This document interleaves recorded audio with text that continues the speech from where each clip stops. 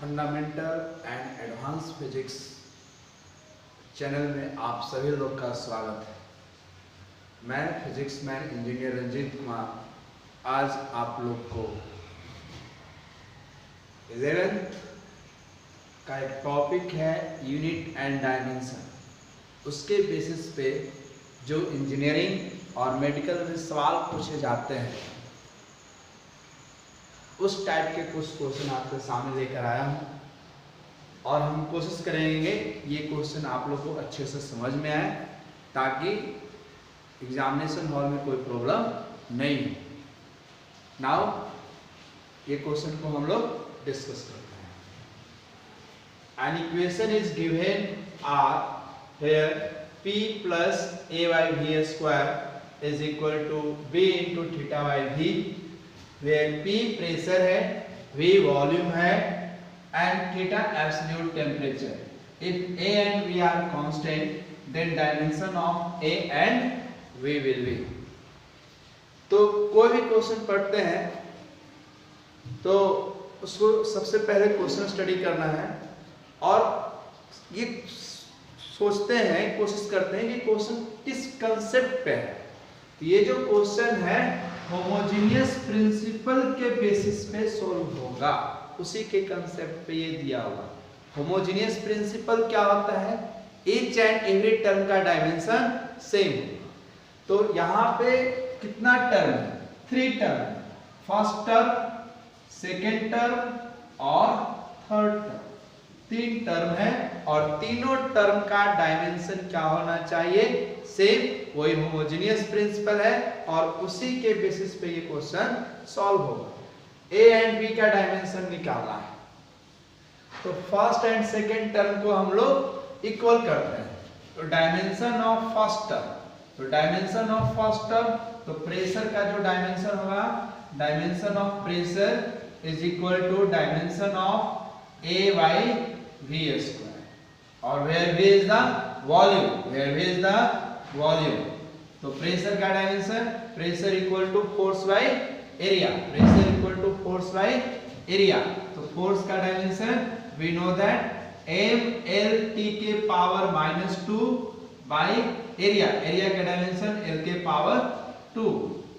ये कांस्टेंट है जिसका डायमेंशन निकालना है। V is the volume, V is the volume, volume का डायमेंशन l के पावर 3। तो यहाँ l के पावर 3 का स्क्वायर हो गया, l के पावर 3 का स्क्वायर हुआ। तो ये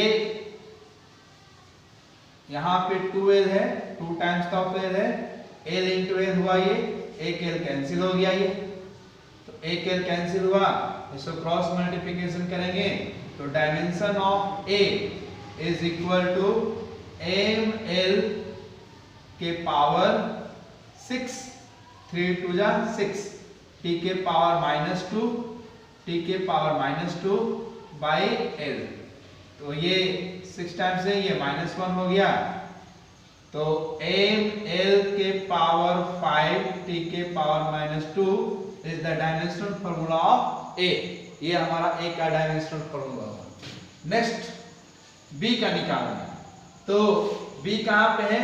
इस टर्म में। b ये टर्म, थर्ड टर्म को किसी एक टर्म से इक्वेट कर देंगे, किसी एक टर्म से इक्वेट करते हैं। तो dimension of first term is equal to dimension of b into theta by v, b into theta by v। तो dimension of first term pressure, तो प्रेशर का डायमेंशन ml t के पावर -2 बाई एरिया l के power 2 is equal to dimension of v, v का dimension निकालना है।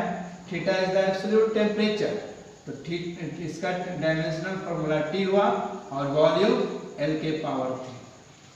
जब इसको सॉल्व करेंगे, क्रॉस मल्टीप्लिकेशन करेंगे और b को l ऑन करेंगे तो b equal to ml t के पावर -2, यहाँ l ऊपर चला जाएगा, l के पावर 3, l के पावर 2 और t यहाँ आ जाएगा।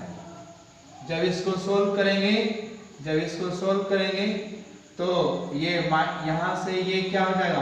-2 और ml(t⁻³ और L1 तो ml(2t⁻³). Is it clear? ml(2t⁻³ is the dimensional formula of B. B का ये डायमेंशनल फॉर्मूला होगा। नेक्स्ट क्वेश्चन जो ये है, the velocity v of the particle at time t is given by v equal to a into t plus b by t plus c, where a, b and c are constant. The dimension of a and b are c. This is the same this question is also based on the same concept, homogeneous principle. Homogeneous principle के basis पे ही ये question solve होगा। कैसे देखिए, इसको हम erase करते हैं, कोई नोट करना चाहे तो नोट करें या स्क्रीनशॉट ले लीजिए, कोई दिक्कत नहीं। ठीक है, इसको हम इरेज करते हैं।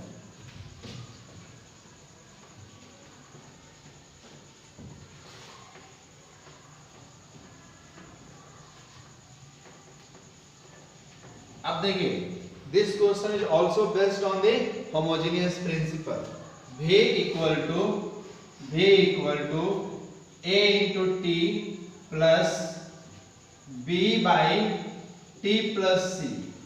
First term, second term, third term. तो dimension of first term is equal to dimension of third term is equal to dimension of second term और थर्ड टर्म।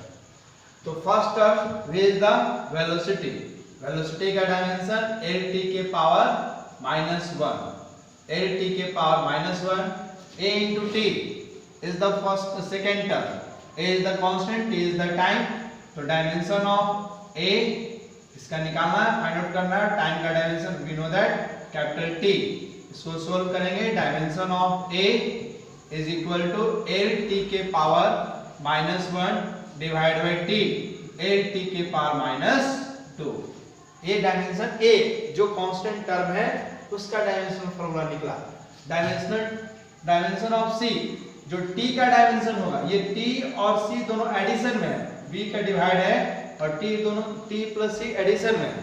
तो जो डायमेंशन t का होगा वही डायमेंशन c का होगा according to homogeneous principal.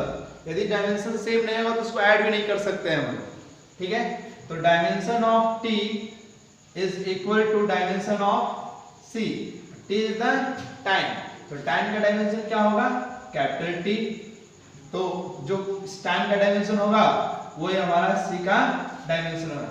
Last बच गया b, ये टोटल टर्म का जो डायमेंशन होगा किसी एक टर्म से इक्वेट कर देंगे और इसका डायमेंशन फाइंड आउट कर लेंगे। तो dimension of third term is equal to dimension of b dimension of second term के डायमेंशन से इक्वेट करते हैं। तो थर्ड टर्म ये b और नीचे क्या हो गया, t प्लस t नहीं लिखेंगे, दोनों का डायमेंशन सेम ही है। तो यहाँ पे t लिख दिए और इसका डायमेंशन इसका डायमेंशन कितना है, चलिए फर्स्ट टर्म का डायमेंशन से इक्वेट करते हैं। फर्स्ट टर्म का डायमेंशन ऑफ फर्स्ट टर्म यहाँ लिखते हैं, डायमेंशन ऑफ फर्स्ट टर्म ये L(t⁻⁻1), इसको सोल्व कर दिए तो L(t⁻⁻1) into t ये क्या हो गया L। तो dimension of b is equal to L। Is it clear? इसको खुद से एक बार ट्राई कीजिएगा। यदि यहाँ पे समझने में कोई प्रॉब्लम हो तो कमेंट सेक्शन में हमें बताइए कि ये हमको प्रॉब्लम हो रहा है सर, हम आपको प्रॉब्लम दूर करने का कोशिश करेंगे। मेरे वीडियो को ज़्यादा से ज़्यादा लाइक और शेयर कीजिए, सब्सक्राइब कीजिए ताकि हमको और पोटेंशियल मिले और अच्छे से अच्छे क्वेश्चन लेकर आपके सामने आए।